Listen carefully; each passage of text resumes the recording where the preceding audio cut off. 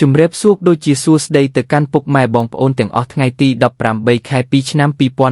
2026នេះ Channel របស់លោកគ្រូមានលេខតម្រុយស្អាតល្អយកមកចែកជូនបងប្អូនយើងលេងកំសាន្តទៀតហើយតែមុននឹងចូលទៅកាន់តម្រុយលោកគ្រូក៏សូមឲ្យពុកម៉ែបងប្អូនទាំងអស់គ្នាជួយចុចជាវនិងចុចមេដៃឲ្យលោកគ្រូម្នាក់មួយផងដើម្បីជាកម្លាំងចិត្តឲ្យលោកគ្រូធ្វើវីដេអូតម្រុយបែបនេះចែកជូនបងប្អូនតោះបងប្អូនយើងចូលទៅកាន់តម្រុយទាំងអស់គ្នា